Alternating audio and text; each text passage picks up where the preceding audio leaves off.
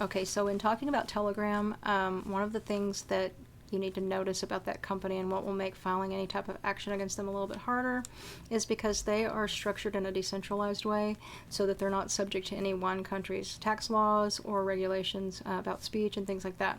And on the one hand, you can look at that as a pro for free speech in countries like Iran, where people wouldn't be able to criticize Islam, they could even be killed, and like a company would be in trouble for violating their laws. This protects them from things like that. The flip side of that is it also can be hard to prosecute crime because of it. So they have registered places where they are registered, like the British Virgin Islands, Cyprus, and one other place. And they had some locations in Europe. They even were registered in America at one time, but it looks like that's not so much the thing anymore. But the main place where I think would be advantageous to pursue something would be the British Virgin Islands, namely because they speak English there.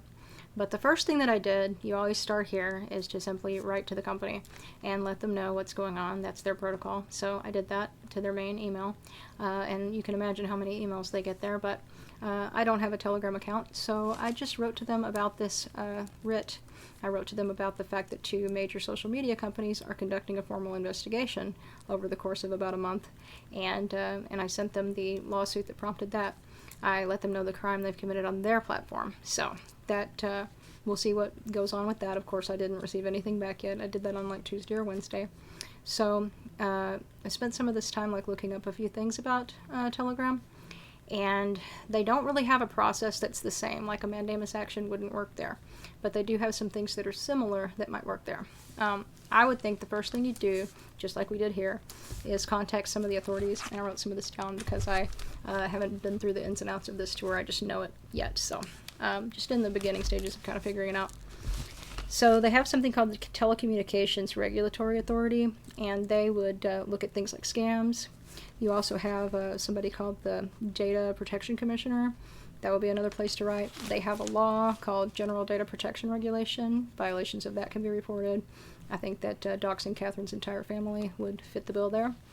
The problem with things is that you have to have jurisdiction and standing in the British Virgin Islands or with the company itself, one or the other. So the only way I would have that would be if I were a user of Telegram. That would be enough. I would be having a contract myself with Telegram, just like it was enough with Google. So all I have to do is open up a Telegram account if they end up not acting, which they probably won't, and I need to do anything. So you also can file injunctions against these people for some of this stuff. Especially crimes involving children. We've got the civil conspiracy. There are civil conspiracy laws related to children in this country particularly, and conspiracy to murder a child would fit the bill there. So, there's lots of things we can do here.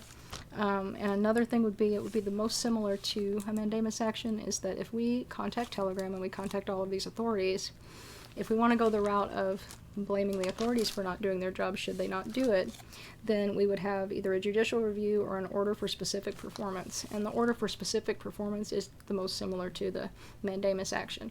That would mean that we are asking the court to order them to perform the duty of taking them off of Telegram.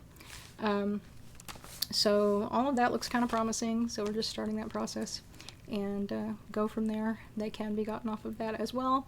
And it is really hard to get people off of that, but because there's been so much crime committed on Telegram, if we especially get something done on the other, which I think we will, then that could be used to accomplish that here as well.